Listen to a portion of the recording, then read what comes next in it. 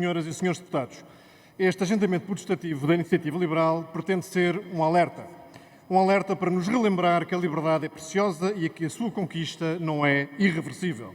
Pelo contrário, a história ensina-nos que ao longo dos tempos as sociedades que concedem aos seus cidadãos o gozo de liberdades individuais são a exceção e não a regra. Mais, a longevidade dessas exceções está diretamente ligada à convicção e à coragem com que as pessoas resistem às tentativas de limitar ou condicionar as suas liberdades individuais, venham essas tentativas do Estado ou de quaisquer outros poderes. E o alerta que pretendemos aqui trazer é este. São inegáveis os sinais de que em Portugal a convicção e a coragem de defender a liberdade começam a escassear. Durante todo o período da pandemia foi demasiado fácil, dentro e fora do estado de emergência, de trocar as liberdades por uma suposta segurança. O medo, muitas vezes instigado, prevaleceu sobre o desejo de liberdade.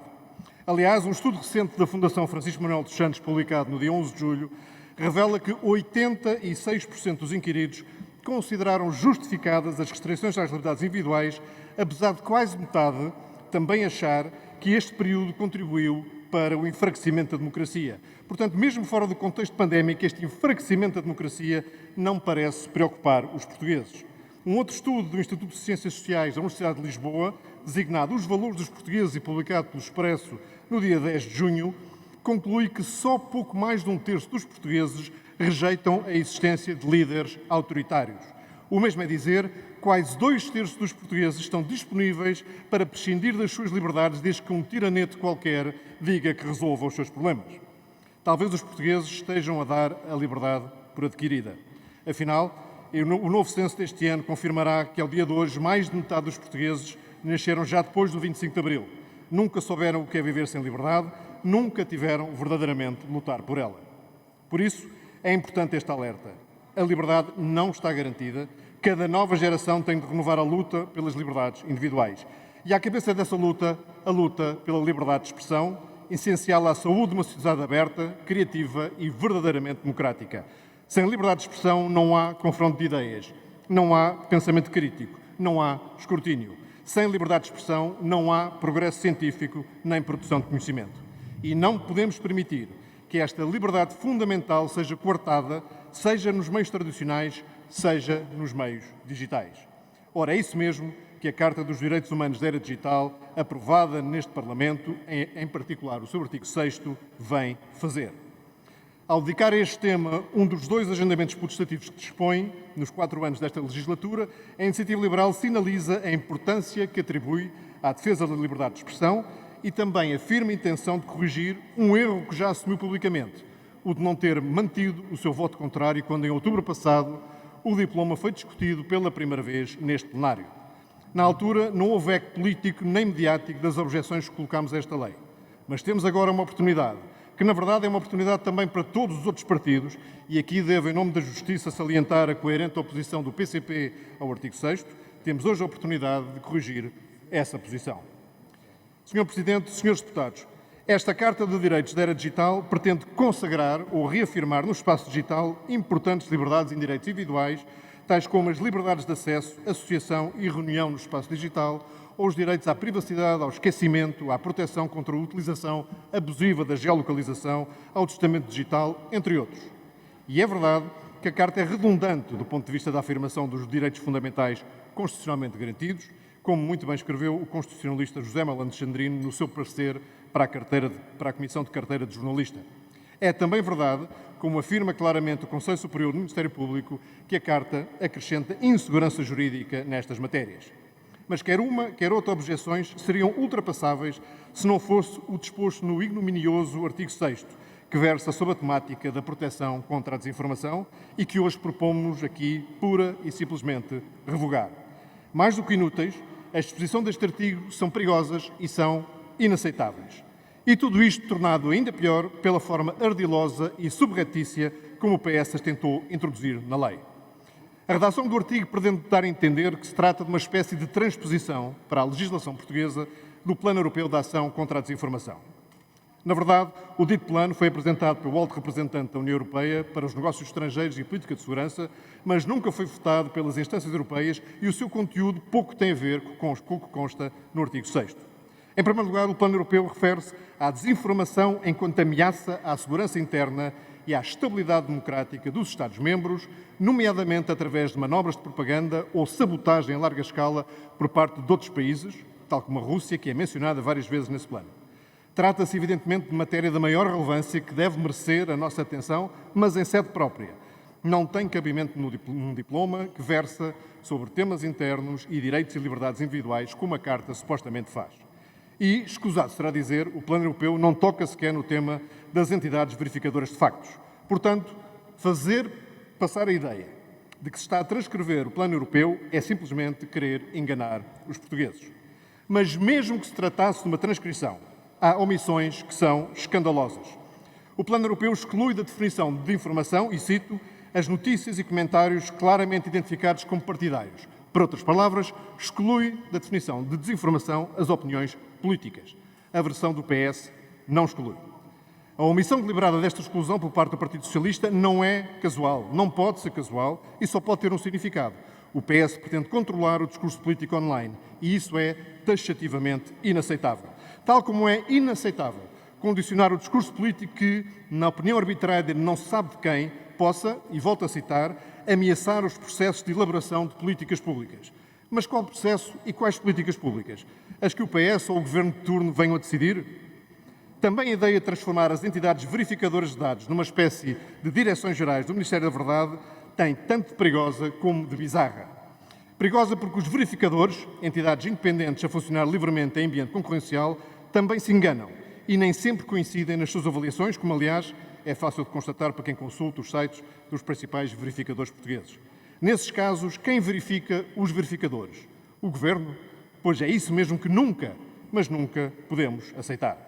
E para terem uma noção de quão bizarra é esta ideia, basta ler as respostas a um inquérito que a Divisão de Informação Legislativa e Parlamentar aqui da Assembleia da República dirigiu às suas congêneres para saber em que países existem entidades oficiais de verificação de factos e em que países se atribuem selos de qualidade a órgãos de comunicação social.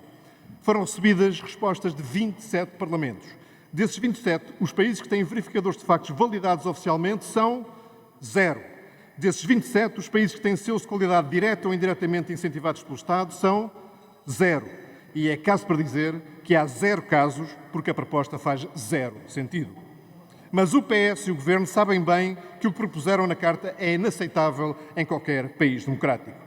E foi exatamente por terem consciência pesada que não incluíram nenhuma dessas disposições no texto da Declaração de Lisboa, aprovada na Assembleia Digital que teve lugar a 1 de junho passado. Foi tal a vergonha que se limitaram a esconder umas breves referências ao combate à desinformação num anexo que ninguém vai ler. Em suma, este artigo 6º propõe uma abordagem à desinformação que abre a porta à censura e à autocensura, perigosamente próxima da defesa de uma verdade oficial, criando riscos e problemas 100 vezes, 1000 vezes piores do que aquele que supostamente iria resolver. A verdade é que a única maneira de combater a desinformação é com mais e melhor informação, com cidadãos mais autónomos e mais independentes, com uma sociedade menos submissa e mais habituada ao escrutínio e à crítica. No combate à desinformação é igualmente essencial continuar a reconhecer a existência de uma imprensa livre e independente, incómoda para os poderosos e exigente no escrutínio a quem decide. Uma imprensa que se constitua como um verdadeiro quarto poder democrático numa arma essencial no combate à desinformação.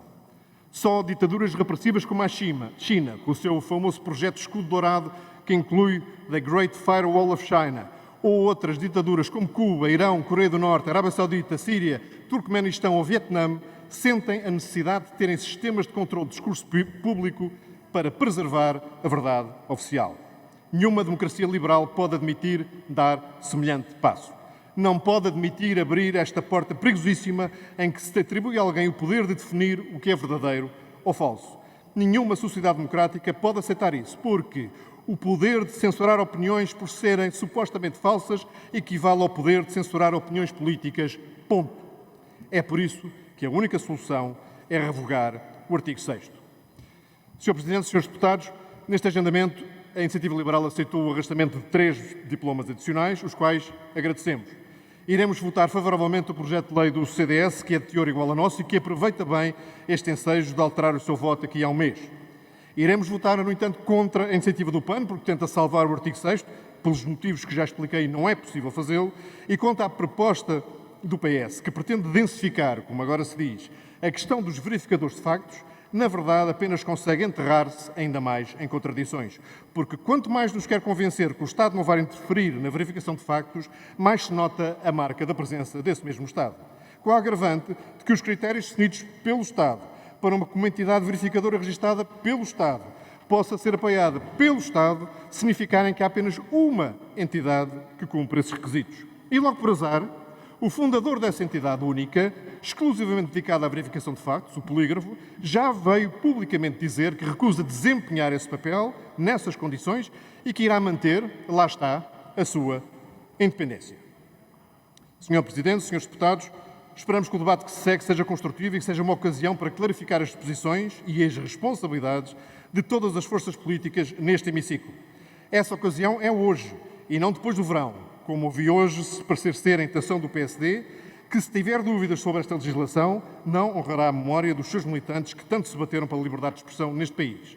Até porque, se hoje se discute aqui a liberdade de expressão, a verdade é que se multiplicam os sinais de que outras liberdades também não estão de boa saúde. Porque é preocupante assistir ao enraizamento da chamada cultura de cancelamento, uma forma autoritária, arrogante e contraproducente de calar os adversários políticos. É revelador ver a facilidade com que em Portugal, durante os últimos 18 meses da pandemia, se banalizou o recurso ao estado de emergência e se adotaram medidas restritivas da liberdade tão arbitrárias quanto ineficazes. E é ainda mais triste verificar, agora que o vírus se torna endémico, a resistência em programar o rápido levantamento dessas medidas. Precisamos todos de desconfinar, de voltar a viver e a fazer o que mais gostamos, a bem do país, da economia e da nossa sanidade mental. É hora de voltar a fazer uso da nossa liberdade, exercendo a nossa responsabilidade.